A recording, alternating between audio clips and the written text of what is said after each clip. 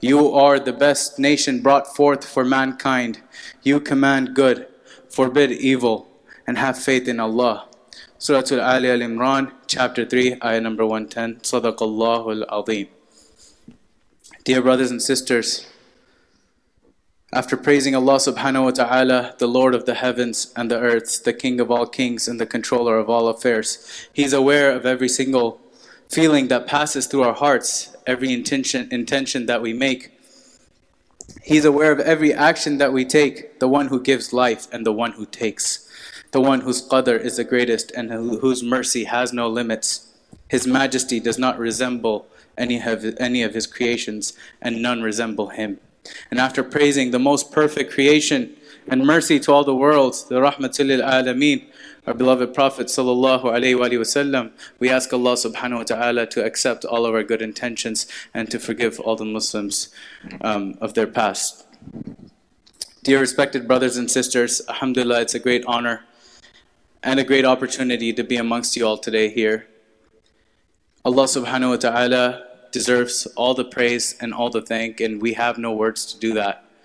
But we give thanks to Allah subhanahu wa ta'ala for the ni'mas, for the blessings, the endless blessings He's given us in form of wealth, of health, of family, of iman, of ihsan, of being able to be here to remember Him subhanahu wa ta'ala.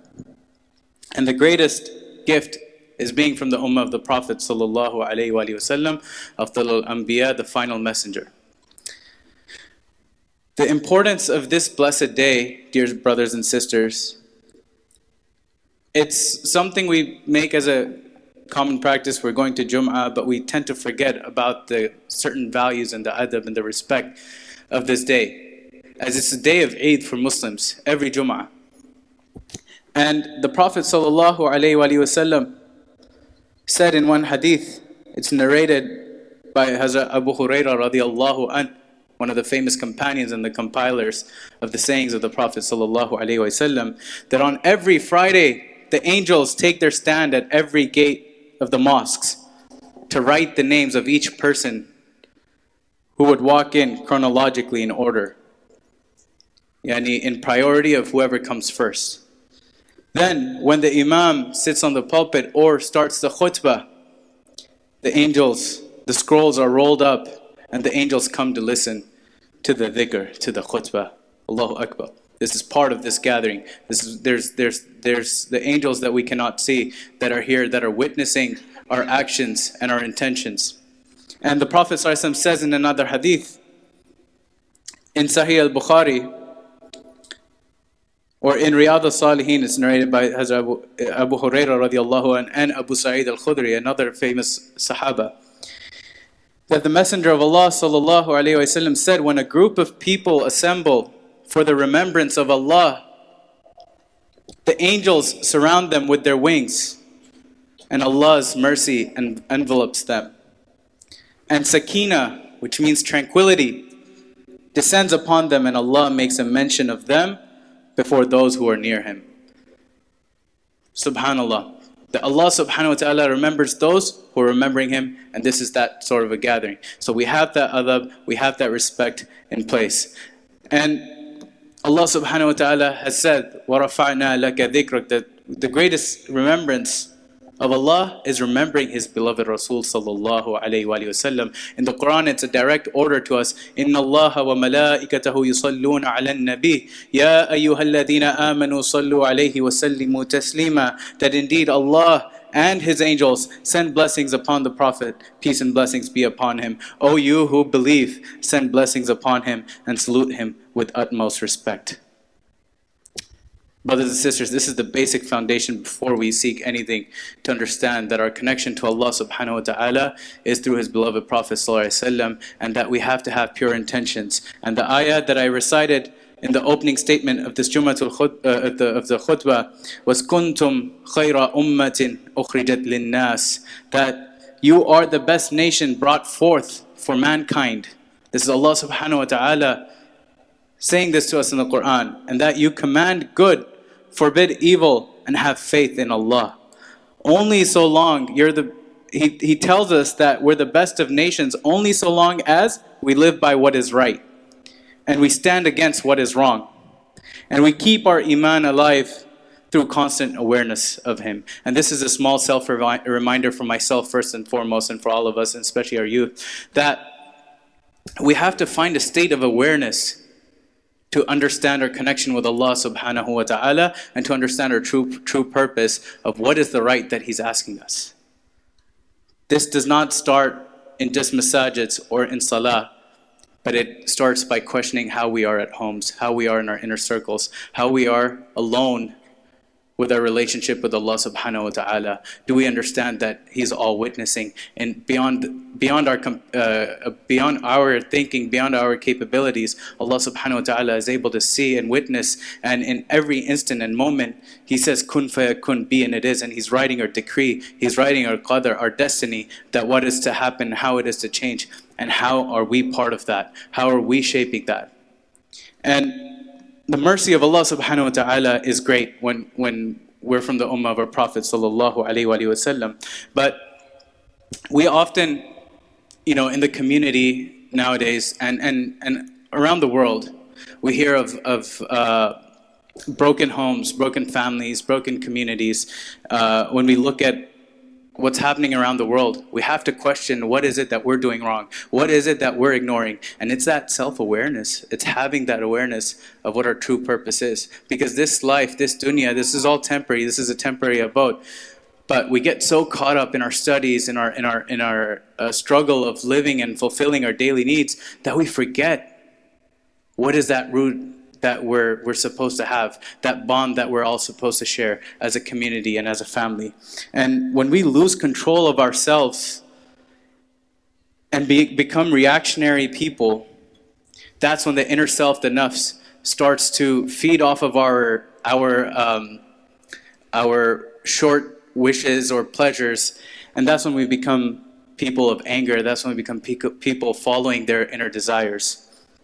And then that's when we fail the very foundation of what makes us that khair ummah that Allah subhanahu wa ta'ala says. Yet the Prophet sallallahu alaihi wasallam reminds us in a hadith, لا يؤمن أحدكم حتى أكون أحب إليه من والده وولده والناس أجمعين, that none of you truly believes until I am more beloved to him than his father, his child, and all of mankind. This is narrated in Bukhari and Al-Muslim. So we take a moment to reflect, where does our love for the Rasul sallallahu alaihi wasallam stand? We hear about cases of domestic violence, cases of families breaking apart, cases of people losing hope, cases of young kids who haven't even been able to study the deen properly, falling into depression, falling into anxiety.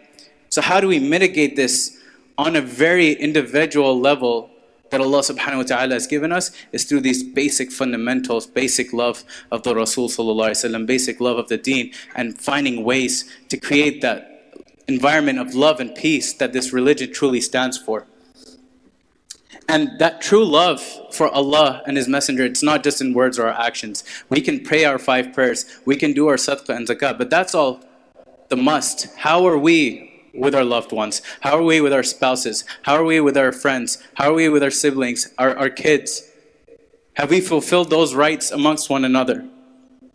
At professional workspaces, if we go for work and wherever we are in school, we really contain and restrict ourselves from saying anything wrong, dressing inappropriately, because we may get in trouble, we may get written up.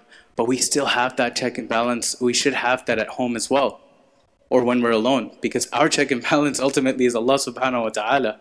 Because the moment of death, it comes in an instant, and that's something none of us are truly prepared for, but we can aim to be prepared for it.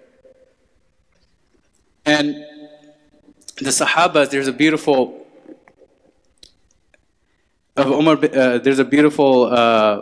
narration of Umar bin Khattab radiallahu anh. Once Sayyidina Ali radiallahu anh asked him that, Ya Umar radiallahu anh, both are the Khalifatul Rashidun. So Ali radiallahu anh asked Umar radiallahu anh, why do people fear you? There's so many big people. Why do they all fear you? And he says, because I fear Allah, so Allah made the creation fear me. And he said, I used to fear Allah so much that Allah would make others fear me. And to one point where the Prophet ﷺ says that by him in whose hands my life is, whenever shaitan sees you taking a path, Omar, he follows a path other than yours. Because the Sahabas, their tarbiyah was from the Prophet ﷺ. And where was Prophet ﷺ's tarbiyah? From Allah subhanahu wa ta'ala. He was the talking Quran. Everything that he said was by intention, by what was the word of Allah subhanahu wa ta'ala. And so the Sahabas, they made their goal, their priorities, the fear of Allah subhanahu wa ta'ala in everything that they did, to the point that that's how that environment used to be, and that's how Allah subhanahu wa ta'ala brought their status. And Imam al-Ghazali writes in the book Remembrance of Death and Afterlife, and he says, know that the heart of the man who is engrossed in this world and is given over to its vanities and harbors love for its appetite, yani harbors love for the desires, must certainly be neglectful of the remembrance of death, and just failing to recall it when reminded of it, he finds it odious and shies away.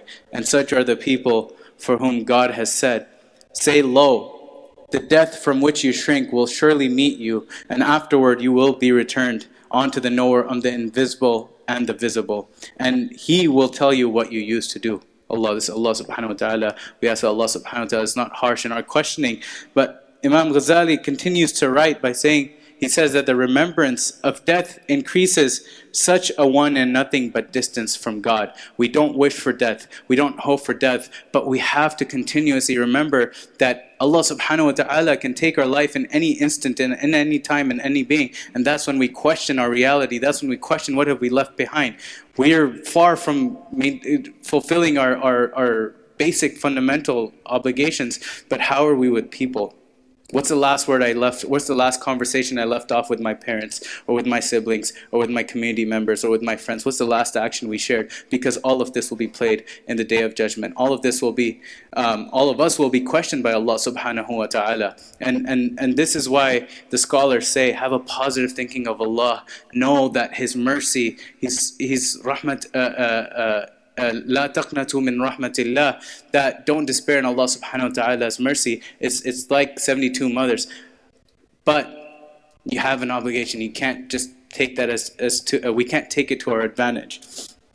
And Imam Ghazali also narrates that a saying of the Prophet ﷺ, that remember often the ender of pleasures, the one who can end this in an instant. And by which he meant, make pleasures distasteful thereby until your inclination towards them is broken and you devote yourselves to God. And he said, Sallallahu Alaihi Wasallam said, that were the beasts of the fields or the animals to know what the son of Adam knows of death, you would not find a single plump one to eat. And if the animals, if they knew the concept of death, that this can come, they wouldn't be in that healthy state. And on this note, Aisha radiallahu anha, one of our ummahatul mu'mineen, she asked the Prophet sallallahu alaihi wasallam, Ya Rasulullah sallallahu alaihi wasallam, shall anyone be resurrected on the Day of Judgment with the martyrs? And the martyrs are those who die in the way of Allah subhanahu wa ta'ala and who are guaranteed paradise. And he sallallahu alaihi wasallam said, yes, he who recalls death 20 times in one day and night, yani that person who remembers this on a daily basis, and then he transacts his day-to-day life accordingly. And this is where we again ask where our relation with Allah subhanahu wa ta'ala is, and if we are fulfilling our prayers, if we are saying that we are Muslims and we are the lovers of the Rasul sallallahu alayhi wa sallam, where do our relations stand? We cut ties over money, we cut ties over greed, we cut ties over ego, over self-desire, self-proclamations. This is what we as Muslims stay away from. We have to host an environment of love for our families, because that's where it starts, that's where the root cause starts, and then you bring a greater change into the community. And on that note, Imam Busayri, rahimullah, a great scholar and a famous poet, writes in one of his qasaids in the praise of the Prophet ﷺ, where he's self-reflecting, and in one of the verses he writes, وَلَا تَزَوَّدْتُ قَبْلَ الْمَوْتِ نَافِلَةً وَلَمْ أُصَلِّ سِوَى فَرْضٍ وَلَمْ أَسُمِ, that I haven't packed extra deeds in preparation for death. I haven't prayed, haven't fasted, but the compulsory. This is a great scholar who's thinking about his life in a state of paralyzation. He's paralyzed, and he's thinking and reflecting that I've done, everything I've done is what Allah subhanahu wa ta'ala asked me, but I haven't done anything more than that. That we look for the nawafil, we look for the extra deeds to be able to present to Allah subhanahu wa ta'ala. And Allah subhanahu wa ta'ala says the greatest deed is charity amongst yourselves, like taking care of one another, taking care of your family members, your relatives, and making those environments of love. And to end with, Allah subhanahu wa ta'ala has given us two angels, and Allah subhanahu wa ta'ala is very merciful, that wherever we are in our lives, we can turn back to Allah subhanahu wa ta'ala. That He's given us two angels that we have to remember that we have at all times. This is a way to remember that Allah subhanahu wa ta'ala is keeping track of us. There's the sahib al-yameen wa sahib al-shimal, that there's the angel on the right and on the left, one that writes all the good deeds, one that writes all our bad deeds. And it's written that the guardian angel of the right side is in command of the guardian angel on the left side. And so when the servant does a good deed, the guardian on the right side records 10 good deeds. But when we do a wrong deed, he controls the left angel to not write a deed until this person asks for forgiveness within 6 or 8 hours. And if he doesn't, then he writes one bad deed. 10 versus 1. This is the mercy of Allah subhanahu wa ta'ala, and that we're still given the time to repent. So we ask Allah subhanahu wa ta'ala that He gives us the tawfiq, that He gives us the ability to be the best versions of ourselves, of the prophetic manner, and that Allah subhanahu wa ta'ala, He's given us this amana. Amana yani, He's given us a responsibility of relations. And whatever the relations are, we have to maintain them for the sake of Allah. It's said in one hadith, if you don't talk to your brother or sister or to the other person for more than 3 days, then Allah subhanahu wa ta'ala is upset. And this is where, we see this back home and here as well, but